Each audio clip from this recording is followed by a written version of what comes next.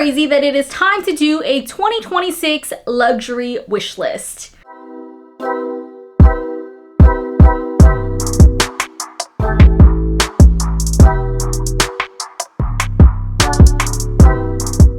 Hi guys, welcome back to my channel. My name is Celesta. We talk about all things luxury shopping and handbags. If you love those things, make sure to subscribe, hit that bell notification. I do post videos twice a week. Okay, so welcome to 2026. We do this every year. We do a luxury wish list every year, and then I react to it at the end/early next year just to see what we ended up getting, what we didn't end up getting, what stayed on the wish list, what was removed, what I no longer want, you know, just the general update of everything. And I kind of like doing this. I mean, these are fun to watch, but I also feel like because I'm super type A, it keeps me on track. It keeps me from making impulse purchases just because something is on sale, just because I'm traveling, I'm itching to get something, you know, and so it kind of helps me keep on track a little bit. It's nice to have goals. And so last year I did a very far-fetched luxury wish list, right? I had a Birkin, I had a $15,000 Cartier watch on there. It was just not realistic. This year I wanted to stick to something that was actually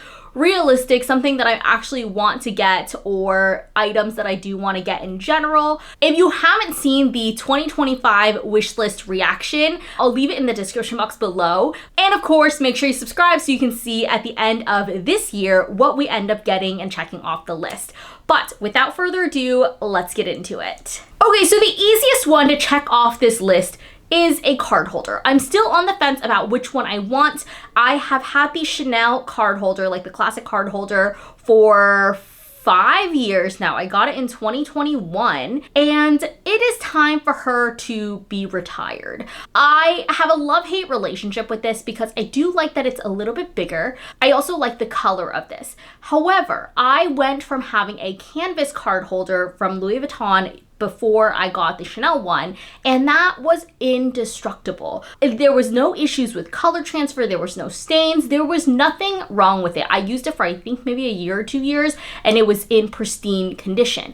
I'm now on the fence because I feel like if I stuck with a canvas card holder, it would have lasted longer than 5 years. However, I love my pops of color. I like a light pink, you know, so I'm still kind of on the fence about whether I want to get Chanel or the Louis Vuitton one, but I do think this is the year I do end up getting a new card holder. I think SLGs or card holders were on my no-buy list last year, but it is time to replace her. Speaking of Chanel, I have had this on my wish list for a couple years, but I feel like we're getting a little bit closer to this goal. I am looking for a Chanel mini, just like the one I have here, the rectangular mini flap in a light pink color. I will also take white, but like realistically light pink. I love my mini flap. If I could only have one bag in my collection for the rest of time, it would be the mini flap because I feel like it scratches the itch of having a classic flap. She has a timeless look. She is half the price of a classic flap,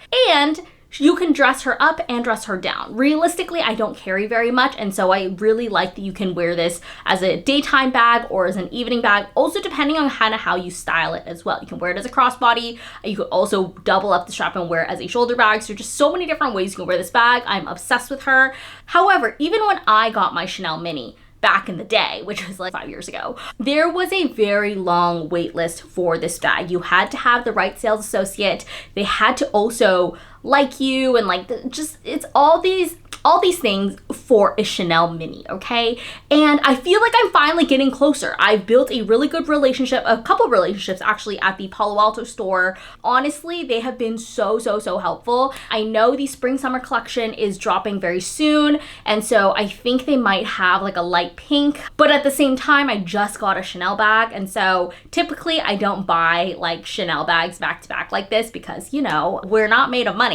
But I would like to add a mini flap to my collection this year, and I think this might actually be the year that we can get it without having to go the resale route. I think I can obviously go the resale route, which is the same way that I got my black mini, but I don't feel like I have this huge itch for it, a need for it at the moment. So I feel like it's one of those things, if it kind of falls into my lap, then of course, but if not, it's okay too. The next bag I would like to get is the Goyard St. Louis PM tote. I remember the day when I first started doing like social media, TikTok specifically, and I was like, I kind of don't like this bag. It looks flimsy, it looks cheap, and at the time I was very like gung-ho, love my Neverfull. And if you've seen videos of both the Neverfull and the St. Louis tote, they are essentially the same in the sense that it's a monogram canvas tote. However, the Louis Vuitton one has a lot more structure to it versus the Goyard is a lot more flimsy, kind of just molds to your body a little bit more. And I feel like that's kind of the vibe that I've been going towards more recently. And I feel like this has been on my list.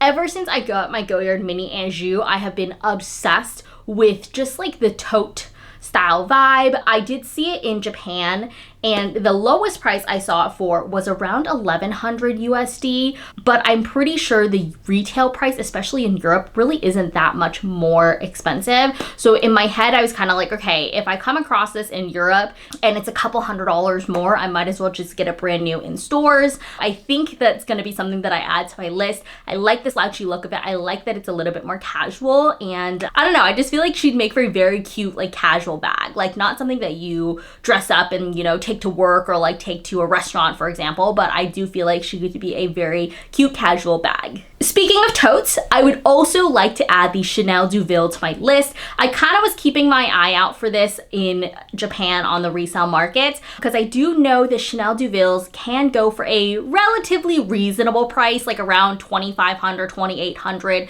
I would love to get like a cream color, maybe with like pink accent, blue accent, like something just a little bit more neutral for the most part, but I do really like something like this. In an ideal situation, I would get rid of my Dior book tote and get the Chanel Deauville, so I still have that kind of like softer canvas beachy resort type of bag in my collection. Switching gears slightly, the bag sizes on this wish list have been getting a little bit bigger. I would like to get a Bottega hobo bag. I love my mini Jody, but I do feel like I want something a little bit bigger, a little slouchier.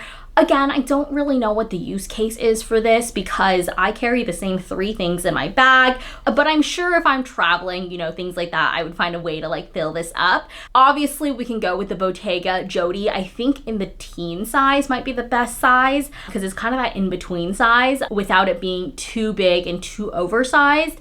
But I do know you can also find vintage or pre-loved Bottega for a very good price, leaning towards a darker color for this, so probably a fondant, black, dark brown, that kind of vibe. Speaking of Bottega, this has still been on my list. This was on my wish list last year, and then they had several price increases last year, and I was like, oh, I'm just gonna wait it out. It is the Bang Bang Vanity. Originally, when I had this on my wish list, I was either debating between the Loro Piana L19 or the Bang Bang Vanity, and I was quickly humbled at Loro Piana, where they were like, haha, girl, do you shop here? No? Okay, no bag for you. And so I also feel like the Loro Piana bag trend has kind of died down a little bit, but this vanity shape has still been very prevalent. Chanel just released one as well. It's different than the vanity case that we've seen a couple years ago from Chanel. I do think it's really cute, but my non-negotiable for this is that the strap has to be adjustable or it has to fit to me because I do prefer my crossbody sitting a little bit higher on my body. I do know that the Bottega Bang Bang has a adjustable strap, but I'm not super sure about the Chanel. So it kind of depends on what the vibe is. The bag is now, I think, $3,300, which I believe when it was first released, it was like 22 or 25, and it hasn't been around for that long. So Bottega, you're getting a little bit greedy here, and I'm noticing it. So we're gonna scope it out. We're gonna see what the vibe is, but this one is still staying on the wish list. The next bag we have on the wish list is the Hermes Neo Garden Party in the size, I believe, 23. It is the smallest size for the garden party. I am obsessed with her. I feel like I first saw this in canvas with the black trim or like the leather trim, and I was kind of like, it's like okay, it's not super cute. And then I saw it in leather and I was like, ooh, that is so cute. Is this the most practical bag? Absolutely not. You can only wear it as a top handle, and like just based on the photos and the model photos, the top handle looks really small. Like your wrist has to be really tiny to like put this through your hand, you know? But I do think she is so stinking cute. I would love to get this maybe a gold on gold, maybe even an off-white color. I could see myself doing like a pastel as well. I don't know what colors this bag comes in. I also have no idea how difficult it is to get. My friend said it was pretty hard for her to get, which is why she went the reseller route. So my eyes are staying peeled. We are keeping a lookout, but I do really, really like this bag, and I think she would be so cute with my Neo Picatin. Of course, the last bag that is staying on this list is a Birkin 25. This is still a realistic wish list with like a touch of like manifestation, right? I feel like part of it is putting it out into the universe, seeing what happens, manifesting it, but realistically, is it gonna happen this year? Maybe, maybe not. So I would love to get a Birkin 25, gold hardware, you know the drill, nothing crazy. Moving over to jewelry. I really don't have much on my jewelry wish list this year because I feel like I got my dream necklace stack, which I am not currently wearing at the moment. I have my bracelet stack, I have my ring stack. Like I feel like I've kind of gotten all situated other than earrings. So I think this might be the year that I add some new earrings to my collection. I was eyeing the Mikimoto like pearl earrings, which I wanted to check these out in Japan because they're a lot cheaper in Japan. But then the store in Ginza, I was just like so intimidated. You know, like the doors are closed, all the sales associates are just standing amongst each other and like talking amongst themselves. And it was just like a little bit intimidating, and it didn't want it that badly. And so I was like, okay, I'm not gonna go in and try. But realistically, if I were to get Mikimoto earrings or Mikimoto in general, I would get them in Japan because they're half the price. My friend also recently got these little hoop earrings from the Tiffany knot collection. Obsessed with them. I already have the knot necklace, so I feel like the little earrings would be a perfect addition. And then the last pair of earrings, I would love to get these diamond studs with a removable pair like ear jacket, if that makes sense. I want it to be like a little dangly moment, but I also want the option to remove the dangly portion and just wear them as the diamond studs. Keep it very simple, perfect for every day, but of course we have the little ear jacket to like change up the look, if you will. I feel like this one might be the easiest to achieve, especially with the price of lab-grown diamonds going down, but we will have to see. And then the next thing I have on my wish list is a new camera. I'm currently filming on my Sony ZV-1 Mark II. I really like this camera for like sit down YouTube videos like this, but I don't know that I love it for like taking flash photos. I've learned, as much as, even though I just upgraded my phone, I've learned that I love taking photos on an actual camera. However, I'm just a girly.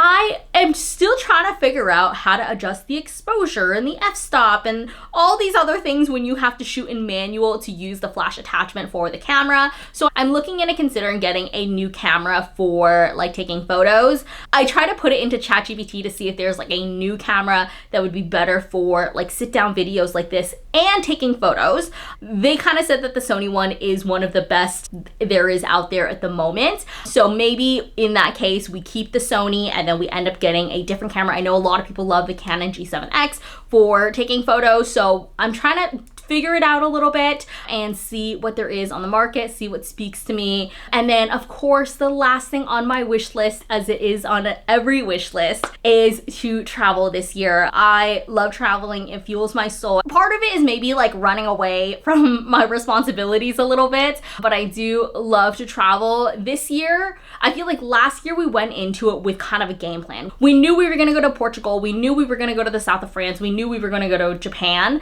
This year, we were kind of talking about this, like we're not really sure where we want to go yet, especially also with all the weddings that are coming up with like my wedding content creation business. You kind of have to like do a lot more pre-planning in terms of like blocking out the dates in advance. So the typical times that we travel are typically very like wedding season heavy. So we're still trying to figure out where we want to go. Maybe that's Hong Kong, maybe that's Singapore, maybe that's Copenhagen, maybe that's Croatia. Would love to just like get out and travel and see the world, eat some good food. But yeah, so that sums it up for this video. I hope you guys enjoyed it. Let me know in the comments what are your top 3 items on your luxury wish list this year. I'm manifesting it for you, sending you the Hermes gods, if you will. But I hope you guys enjoyed this video. I'll leave another video for you guys here, and I'll see you guys next time.